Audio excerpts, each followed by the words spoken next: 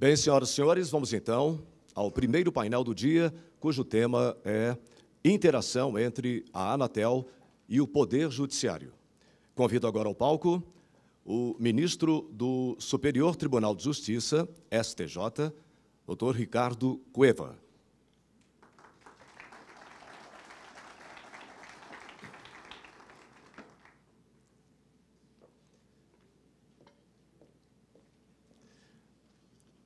Participam também o procurador da Anatel, senhor Vitor Cravo.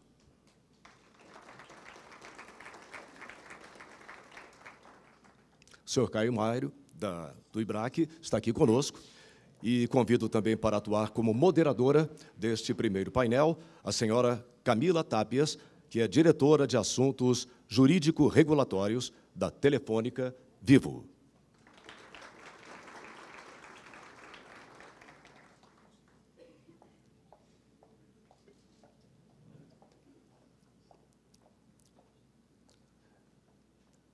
Passe, então, a palavra à senhora Camila Tápias, por favor.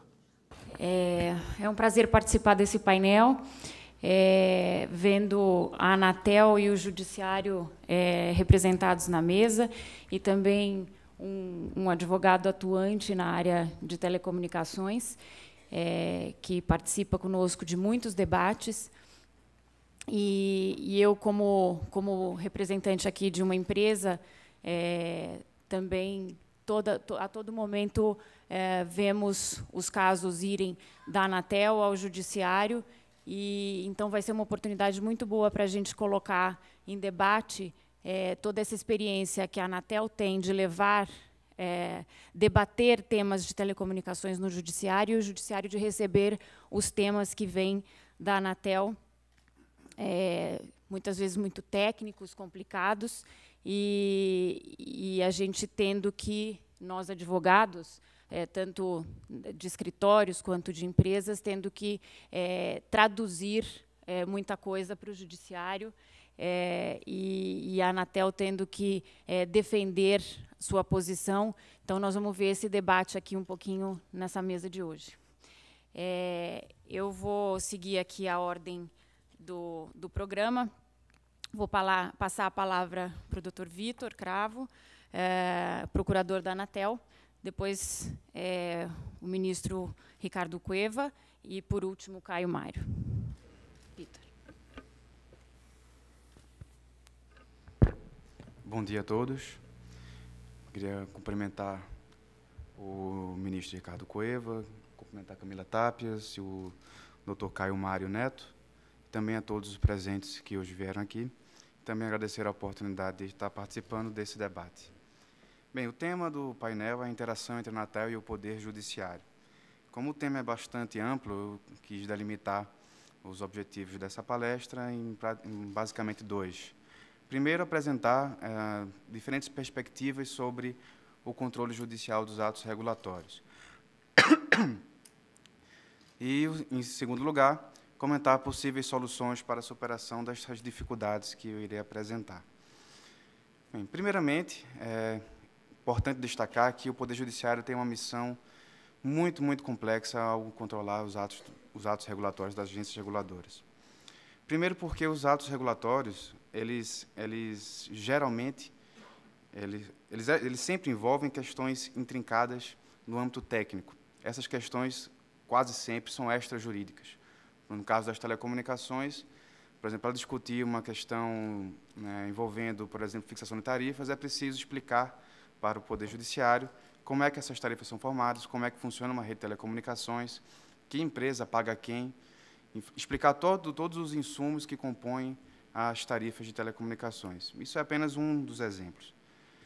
Outro aspecto que dificulta também esse diálogo com o Poder Judiciário é que também essas escolhas regulatórias sempre embutem também escolhas de políticas públicas. A fixação de uma tarifa também envolve, por exemplo, a política pública de tornar os preços módicos para o consumidor, por exemplo. Então, sempre que a gente vai discutir no Poder Judiciário, é preciso também que a gente exponha, que nós, advogados públicos, exponhamos para o Poder Judiciário que existem políticas públicas fixadas legitimamente pelo Poder Executivo, tanto por meio de decretos, como por meio de objetivos legais, como também nas consultas públicas que passam pelo crivo da sociedade. E também um terceiro aspecto que é bastante relevante é também essa simetria regulatória, que é um componente sempre comum na regulação setorial. Isso porque a agência reguladora não tem, evidentemente, todo o conhecimento que a empresa tem sobre o seu negócio. E, evidentemente, isso sempre causa uma pequena distorção, digamos assim, natural de qualquer ato regulatório.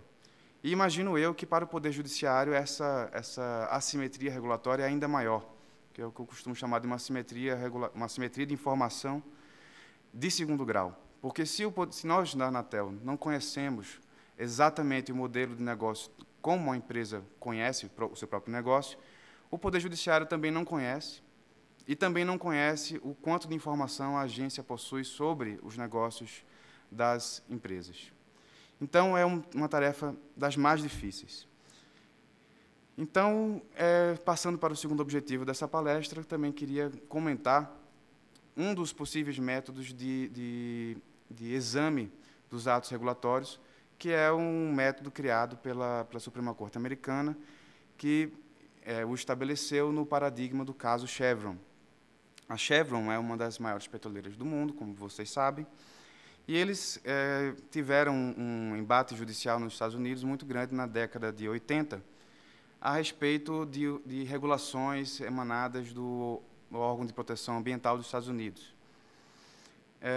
Vou comentar basicamente qual era o caso, para vocês terem uma ideia do que é que foi discutido.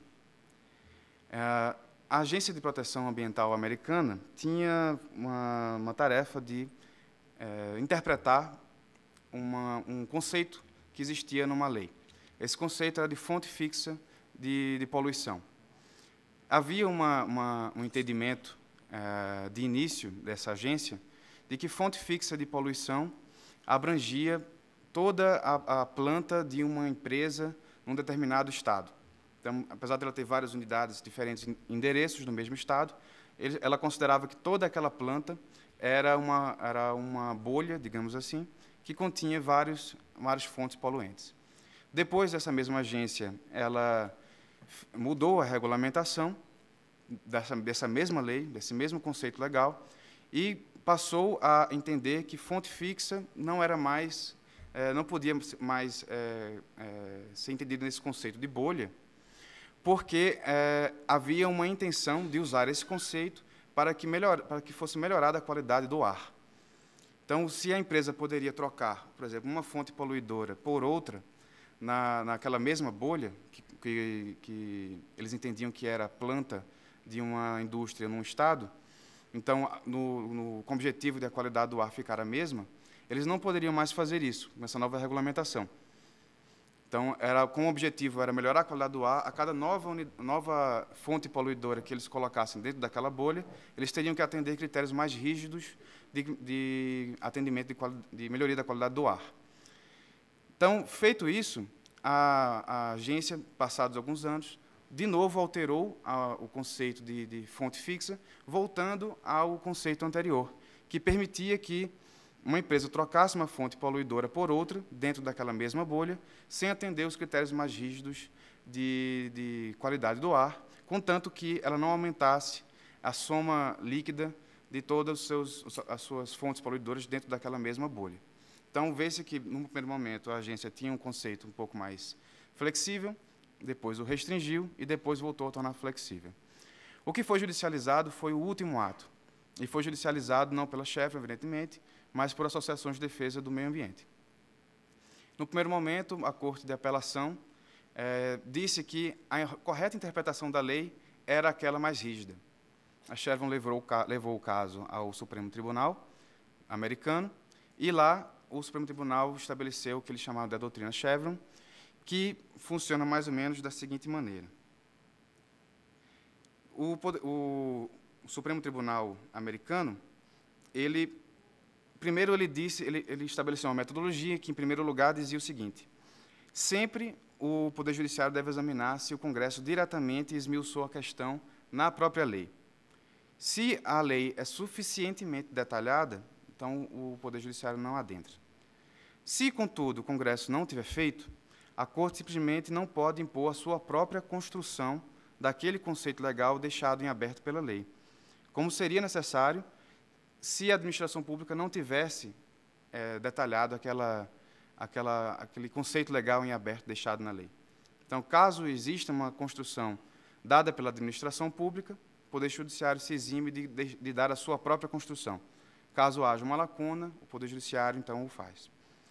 Então, ao contrário, né, se a lei é silente ou ambígua, como já falei, ou a Corte passa a ter essa possibilidade de construir. Então, quais são as conclusões a que se chega dentro desse caso da Chevron?